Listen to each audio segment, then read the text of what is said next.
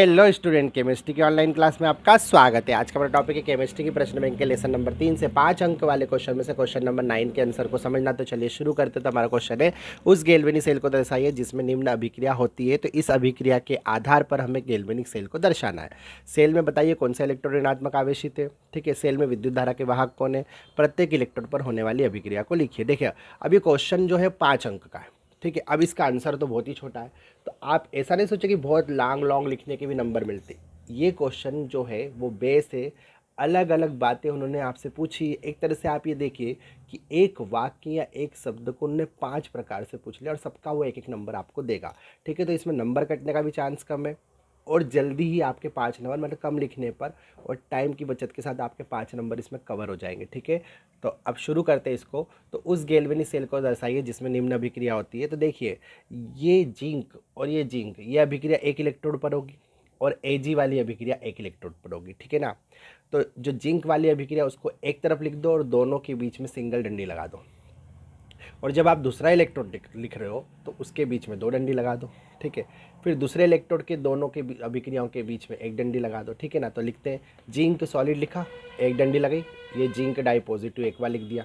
ठीक है, फिर 2 डंडी लगाकर क्या लिखा, एजी पॉजिटिव एक्वा, और फिर 1 डंडी लगा के लिख दिया एजी सॉलिड। अब आप बोलोगे यहाँ तो 2-2 लिखा है, तो 2-2 लिखा है लेकिन आपको 2 नहीं लिखना, आपको सिंगल बताना है कि सिंगल अभिक्रिया कैसे हो रही है। ठीक है ना, ऐसा नहीं कि 2 लिखा, 3 लिखा, 4, क्योंकि संख्या का इतना महत्व नहीं। वो रासायनिक अभिक्रिया आप जब संतुलित करते हो तब उसका महत्व होता है।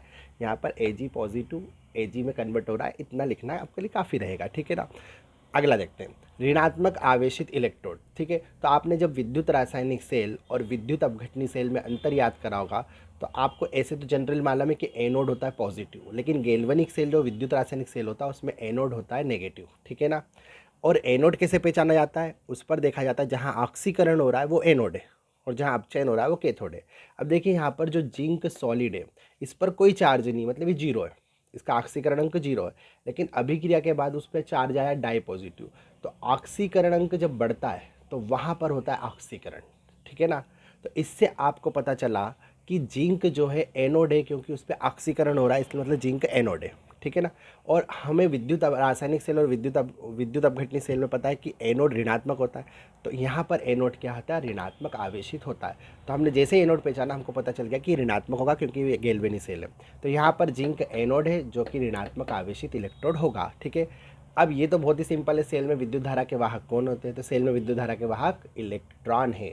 ठीक है, प्रत्येक इलेक्ट्रोड पर होने वाली अभिक्रिया, ठीक है, हर इलेक्ट्रोड पर होने वाली अभिक्रिया आपको लिखनी है। ठीक है ना, तो इलेक्ट्रोड तो 2 होता है, एनोड और कैथोड। एनोड को आप पहचान चुके हो कि जिंक एनोड है, तो सिंपल सी बात है कैथोड क्या होगा, सिल्वर होगा। सिंपल बात है ना। अब यहाँ पर क्या हुआ, एनोड पे क्या हुआ, जिंक कन्वर्ट हुआ जिंक डाई पॉजिटिव में, तो वही तो आपने लिखा है जिंक, एरो लगा के जिंक डाई पॉजिटिव लिख दिया। और कोई भी चीज़ पॉजिटिव कब होती है, जो वो इलेक्ट्रॉन मुक्त करती है, तो यहाँ पर 2 पॉजिटिव आए मतलब 2 इलेक्ट्रॉन मुक्त हुए, तो आपने 2 इलेक्ट्रॉन लिख दिए। यहाँ बता दिया ऑक्सीकरण है क्योंकि इसका ऑक्सीकरण, इसका ऑक्सीडेशन नंबर क्या हो रहा है, बड़ा है। अब कैथोड पर लिखेंगे तो कैथोड पर सिंपल सी बात है जिंक वाली सॉरी एजी वाली लिखनी है आपको, तो आपने क्या लिखा, एजी पॉजिटिव कन्वर्ट हुआ एजी में, एजी पॉजिटिव ने इलेक्ट्रॉन लिया और एजी में कन्वर्ट हो गया। ठीक है, जिंक जो इलेक्ट्रॉन मुक्त कर रहा है वो एजी ले रहा है। अब जिंक ने 2 इलेक्ट्रॉन मुक्त करे तो पर 2 एजी है ना, अभिक्रिया तो 2 बार होगी लेकिन आपको तो सिंगल रिएक्शन दर्शाना है इसमें। ठीक है, तो आपने लिख दिया एजी पॉजिटिव इलेक्ट्रॉन ग्रहण करके एजी लिया। अब ऊपर वाला ऑक्सीकरण है तो नीचे अपचयन है, ऐसे भी इसका पॉजिटिव अंक क्या हुआ, चला गया, मतलब इसके ऑक्सीकरण अंक में कमी आई तो ये अपचयन है। ठीक है, तो इस तरह आपको अभिक्रिया द्वारा गैल्वेनिक सेल को दर्शाना, इसका 1 नंबर मिल जाएगा। ऋण आवेशित इलेक्ट्रोड पहचानने का 1 नंबर मिल जाएगा, सेल में विद्युत धारा के वाहक लिखने के लिए 1 नंबर मिल जाएगा, एनोड वाली अभिक्रिया लिखने का 1 नंबर मिल जाएगा, कैथोड वाली अभिक्रिया लिखने का 1 नंबर मिल जाएगा, मतलब सबके 1-1 नंबर मिल जाएंगे। वैसे भी इंदौर वाले भैया 1 नंबर तो बहुत पसंद आती है। ठीक है ना, तो उम्मीद है आप इसका आंसर समझ गए होंगे। मिलते हैं अगले वीडियो में अगले टॉपिक के साथ, तब तक आप पढ़ते रहिए। Best of luck for your exam.